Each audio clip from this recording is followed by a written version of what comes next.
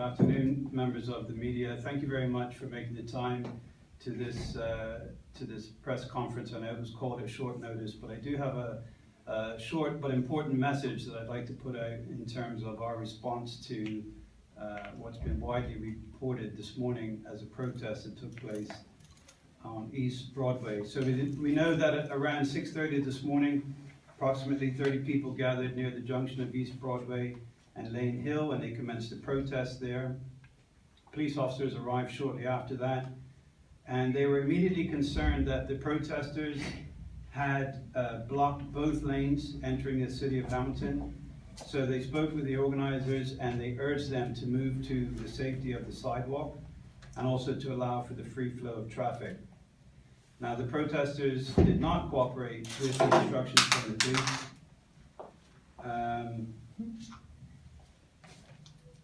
And the police resorted to directing traffic around them for their own safety.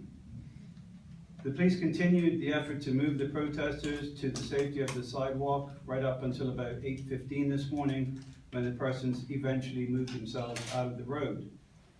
The police then worked to relieve several traffic jams that had occurred, and eventually traffic flow resumed normally sometime after 9 o'clock this morning. So certainly, first of all, I'd like to apologize for the significant inconvenience that was caused to many road users this morning, and invariably many people were made late for work or for appointments due to the incident. But I'd also like to thank many members of the public who exercised extreme patience, and they supported the efforts of the police who were trying to navigate through this spontaneous event. I'd also like to remind the public that last month we circulated some advice on the correct procedure to follow to obtain permission for a public procession under the Public Order Act. Any protest that takes place in a public street must have a permit issued from the Deputy Governor's office, and all and any directions given by the police must be complied with. That does not appear to be the case this morning, and some of the behaviors demonstrated may constitute the offenses of unlawful assembly or obstruction. Accordingly, we are preparing a file for submission to the Director of Public Prosecutions to decide whether any charges should be laid. Now, let me just say, the Bermuda Police Service is very alive to the issues that are being passionately discussed throughout the community. We respect and we uphold the constitutional rights of everyone to free speech and to gather and to peacefully protest. But we also remind protesters and organizers that their actions must be lawful and they must not intrude on the rights of other people.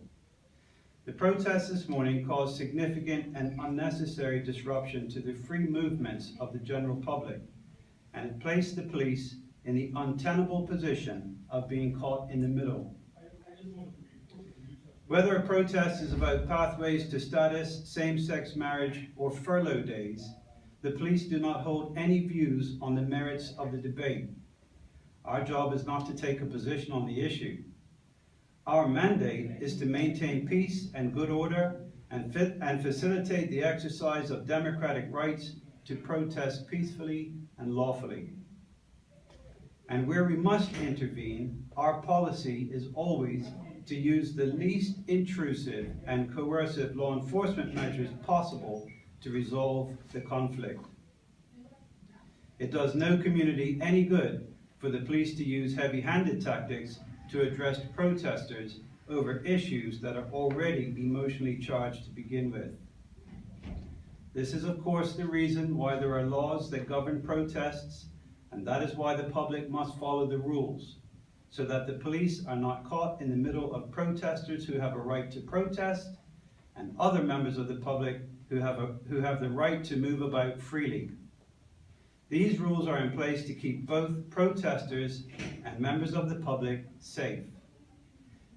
I encourage anyone who is organizing any other similar activity to contact our operational planning officer at Hamilton Police Station, where we will be happy to assist with planning and, where necessary, permits in order to avoid the potential of running afoul with the law.